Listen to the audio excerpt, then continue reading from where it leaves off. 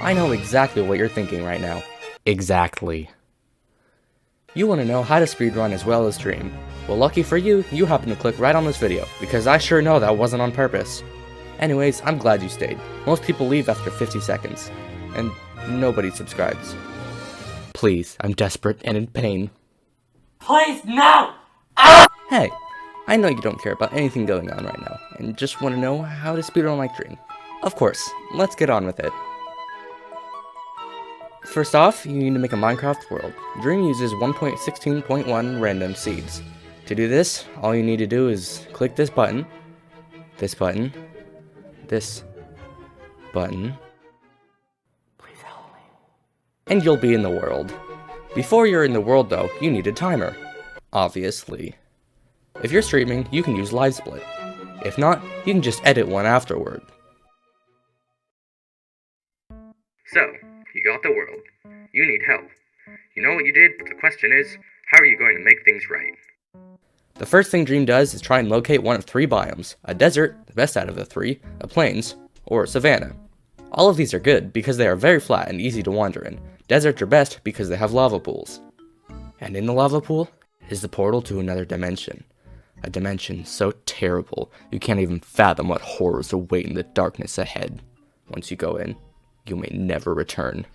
Those who have returned were never the same. It was so dark. Please don't put me back there. After you've wandered around and have found a village, go ahead and grab 4 or 5 logs from the nearest tree or innocent little child's house. With those pieces of wood, you want to make a crafting table and 8 sticks, then craft a wooden pickaxe. With that wooden pickaxe, you want to mine 9 or 12 pieces of cobblestone. These are all for the main tools you need. The extra 3 would be for an extra pickaxe if you so desire. If you happen to be in a village with lots of hay bales, you might also want to craft a hoe since they mine the hay faster. Now go, my child, mine the bales, replenish your hunger, for you will acquire it for the journey ahead.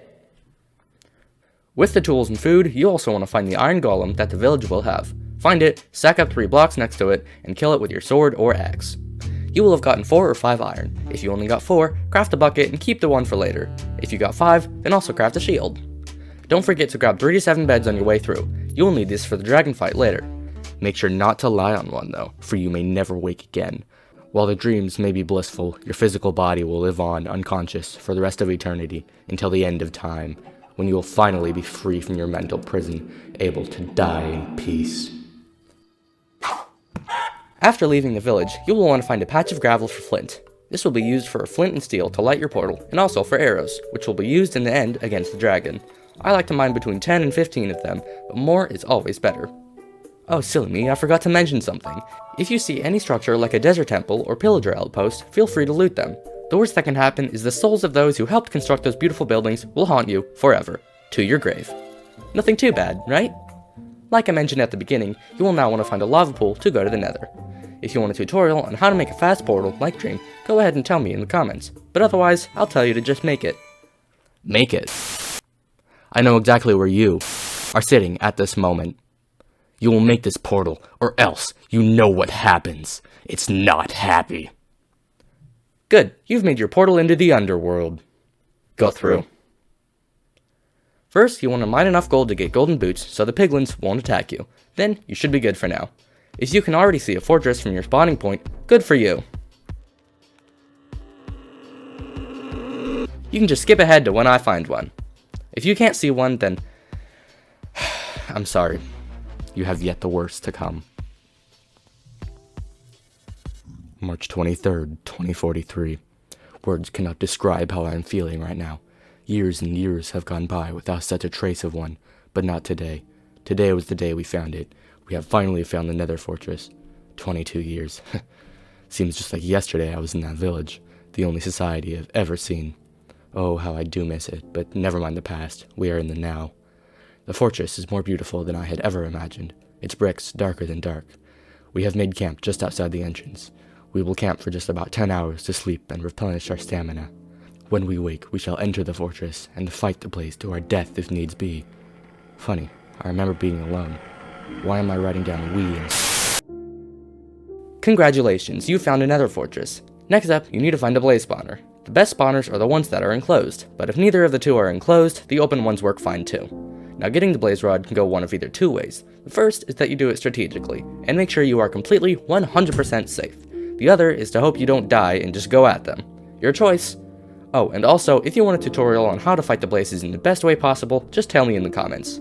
Please, comments keep him away. He is dormant, but not for long. I need you to comment. They hurt food source. Please. Once you have 7 to 8 blaze rods, you can go ahead and go back to your portal, but don't go in it. You'll want to mine some gold to trade with. You'll want to mine enough for about 40 ingots. You'll want to trade with the piglins until you have 13 or more pearls. You'll want to go back to the overworld. Great, you finally escaped that horrendous place. Nothing happened there. Nothing. You will not speak of anything to anyone, or you will suffer. Perfect. Now craft about half of your ender pearls into Eyes of Ender and throw one of them. Make sure you see what direction it goes, and head that way. While you're traveling, you want to kill enough chickens along the way to get as many feathers as you have gravel. This is because you're going to craft arrows, and any more feathers than gravel is pointless. Now if you did what I said, you should have 40 or more arrows, and that's perfect. Also, if you happen to have no string, go ahead and kill some spiders along the way too. Alright, once you've made it to the place where the Eye of the Ender now drops into the ground instead of over it, you can dig down into the stronghold. You will get lost in there, just like I did in the Nether. You need to be very careful, or you will die a more excruciating death than you could ever imagine.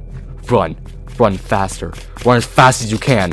RUN! Oh look, you found the portal. Amazing work, friend. Now put in the necessary amount of eyes, and the portal should open. I'll put a list on the screen of everything you'll need, and should have on the screen of everything you need, and should have on the screen of everything you'll need, and should have. Now kill the dragon.